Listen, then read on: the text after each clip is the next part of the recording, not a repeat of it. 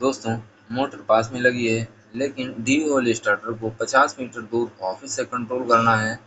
आज remote control wiring का सबसे आसान तरीका सीखेंगे और लास्ट में दो ऐसी मिस्टेक भी बताऊंगा जिससे स्टार्टर की कॉइल जल जाती है। नॉर्मल स्टार्टर में स्टार्टर के ऊपर ही स्टार्ट और स्टॉप के बटन दिए होते हैं। स्टार्ट के लिए ग्रीन बटन और स्टॉप के लिए रेड बटन, लेकिन रिमोट कंट्रोल वायरिंग करने के लिए हमें दो एक्स्ट्रा बटन की ज़रूरत पड़ेगी। स्टार्ट करने के लिए ग्रीन बटन एनो और स्टॉप करने के लिए रेड एनसी। इसके साथ एक 3 कोर वायर की ज़रूरत पड़ेगी जिससे हम स्टार्टर की A1 और A2 को कंट्रोल करेंगे।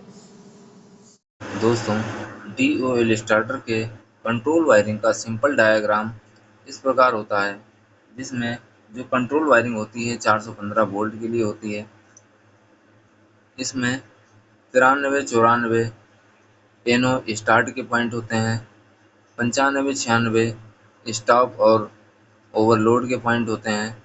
इसके बाद 13 और 14 नंबर होल्डिंग का पॉइंट होगा। A1 और A2 स्टार्टर के कॉइल के पॉइंट होते हैं। इसके बाद दोस्तों, ये हमारा रिमोट स्विच होता है जिससे हम स्टार्टर को दूर से कंट्रोल करेंगे। इसके लिए इसमें स्टार्ट करने के लिए ग्रीन एनो जिसका नंबर 3 और 4 है। इसके बाद स्टॉप करने के लिए रेड एनसी जिसका नंबर 1 और 2 है। तो दोस्तों, हमारे पास स्टार्टर का भी वायरिंग है और इसके बाद में एक रिमोट स्विच भी है। तो इसको हम सबसे पहले यहाँ पर देखते हैं कि वायरिंग को कैसे करते हैं। तो इसकी वायरिंग करने के लिए हमें 3 कोर का एक वायर लेना पड़ेगा। तो इसकी हम वायरिंग को स्टार्ट करते हैं। सबसे पहले केबल के पहले सिरे के रेड वायर को स्टार्टर के 93 नंबर में जोड़ देते हैं। इसके बाद केबल के दूसरे साइड के रेड वायर को रिमोट स्विच के स्टार्ट बटन के 3 नंबर में जोड़ते हैं। इसके बाद केबल के पहले सिरे के येलो वायर को स्टार्टर के 94 में जोड़ देते हैं।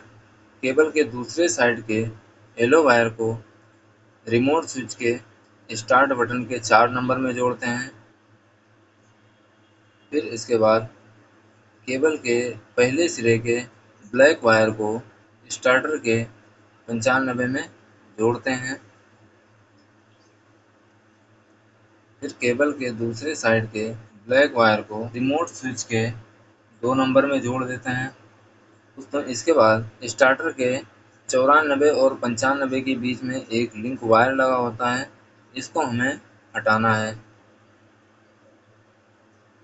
इसके बाद इस लिंक वायर को यहाँ से उठा के रिमोट स्विच के 4 नंबर और 1 नंबर में जोड़ देना है। इस प्रकार हमने स्टार्टर के 94 और 95 के बीच में जो लिंक वायर लगा हुआ था, इसको हमने यहाँ से निकाल दिया, खोल दिया और हमने एक दूसरा वायर लेके रिमोट स्विच के 4 नंबर और 1 नंबर में जोड़ देते हैं। दोस्तों, इस प्रकार हमारे स्टार्टर की रिमोट कंट्रोल वायरिंग हो जाती है। वह काम कैसे करेगा इसको देखते हैं। हमारा ये रिमोट स्विच है, ये हमारा स्टार्टर है। तो जब हम इस रिमोट स्विच से इस ड्यूल स्टार्टर को स्टार्ट करेंगे तो स्टार्ट उस बटन को जब हम दबाएंगे तो 3 और 4 नंबर क्लोज होकर के उसके बाद इधर से इसको सप्लाई यहाँ से आ करके और A1 और A2 में सप्लाई आ जाएगी। तब हमारा स्टार्टर ऑन हो जाएगा, मोटर ऑन हो जाएगी और इसके साथ ही हमारा 13-14 नंबर क्लोज हो जाएगा। जब क्लोज हो जाएगा तो ये सप्लाई इधर से आके यहाँ से आ करके इधर से आ करके यहाँ पर A1 और A2 में आने लगेगी। इसके बाद हम स्टार्ट पुश बटन को छोड़ देंगे, फिर भी हमारा स्टार्टर ऑन रहेगा क्योंकि 13-14 नंबर क्लोज हो जाते हैं।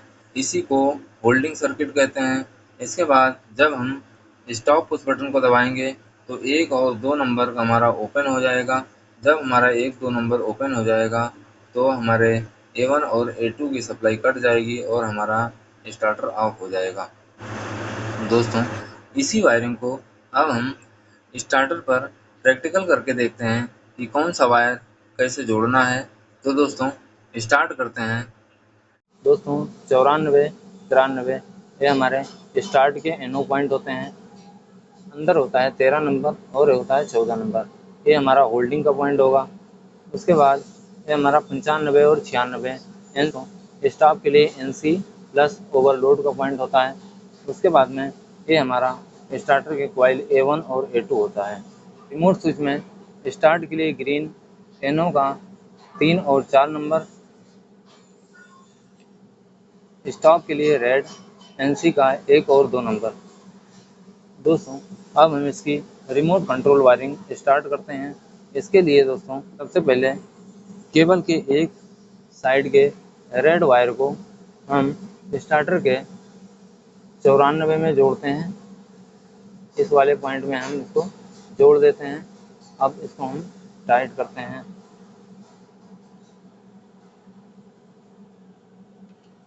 इसके बाद केबल के दूसरे साइड के रेड वायर को रिमोट स्विच के स्टार्ट बटन के 3 नंबर में जोड़ते हैं। इसके बाद केबल के पहले साइड के येलो वायर को स्टार्टर के 93 नंबर में इसमें हम जोड़ देते हैं। दोस्तों इसमें जुड़ गया। उसके बाद केबल के दूसरे साइड के येलो वायर को रिमोट स्विच के एनो के 4 नंबर में जोड़ते हैं। दोस्तों 4 नंबर में जोड़ दिए। इसके बाद केबल के पहले साइड के ब्लू वायर को स्टार्टर के 95 नंबर में हम जोड़ देते हैं।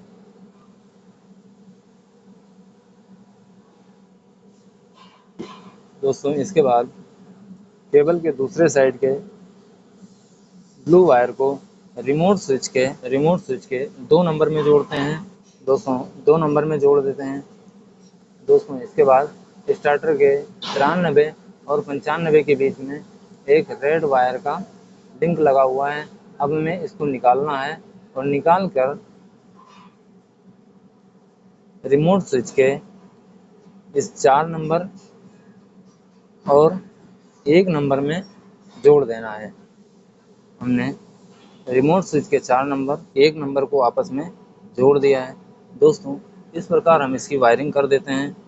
दोस्तों अब हम इसको दोबारा एक बार समझ लेते हैं हमने वायरिंग कैसे किया इसकी।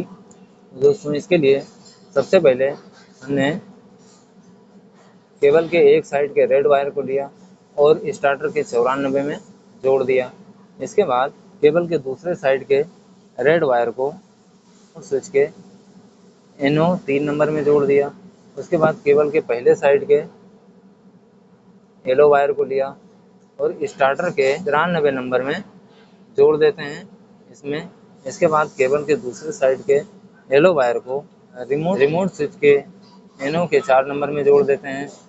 इसके बाद केबल के पहले साइड के ब्लू वायर को लेते हैं और उसको स्टार्टर के 95 में जोड़ देते हैं। इसके बाद केबल के दूसरे साइड के ब्लू वायर को लेते हैं और रिमोट स्विच के 2 नंबर में जोड़ देते हैं। तो दोस्तों इसके बाद ये जो हमारा यहाँ पर एक लिंक लगा होता है 93 और 95 के बीच में, इसको हमने यहाँ से निकाल दिया। इसको निकाल करके हमने इसको यहाँ पे लगा दिया। साइड हमने 4 नंबर पे जोड़ दिया और लिंक का दूसरा साइड 1 नंबर पे जोड़ दिया। दोस्तों इस प्रकार जब हम वायरिंग कर देते हैं तो हमारी रिमोट कंट्रोल वायरिंग पूरी हो जाती है। हमने ग्रीन बटन दबाया, हमारा स्टार्टर ऑन हो गया। हमने छोड़ दिया, फिर भी हमारा स्टार्टर ऑन है, क्योंकि 13 और 14 नंबर क्लोज हो गए जो होल्डिंग का काम करते हैं। इसके बाद में रेड बटन दबाया हमने स्टॉप का, हमारा स्टार्टर ऑफ हो गया और हमारी मोटर बंद हो गई। दोस्तों, स्टार्टर की वायरिंग करते समय कॉमन गलतियां क्या होती हैं? नंबर 1, कॉइल रेटिंग के अनुसार कंट्रोल वायरिंग न करना। नंबर 2, लूज वायरिंग करना। नंबर 3, स्टार्ट की जगह NC, स्टॉप की जगह NO लगाना। तो दोस्तों 3 पॉइंट याद रखो। नंबर 1, रिमोट स्टॉप में NC, स्टार्ट में NO, होल्डिंग के लिए 13-14 नंबर। और नंबर 3, वायरिंग करते समय कोई लूज वायरिंग न छोड़ें। दोस्तों सवाल है, DOL में NONC क्यों लगाते हैं? तो दोस्तों इसका जवाब है, नो वोल्टेज रिलीज के लिए, मतलब पावर गई starter of, power I starter on नहीं हुआ जब तक कि स्टार्टर को ऑन नहीं करेंगे। दोस्तों अगर स्टार डेल्टा स्टार्टर की रिमोट कंट्रोल वायरिंग चाहिए तो कमेंट में स्टार डेल्टा लिखें। मिलते हैं नेक्स्ट वीडियो में। धन्यवाद।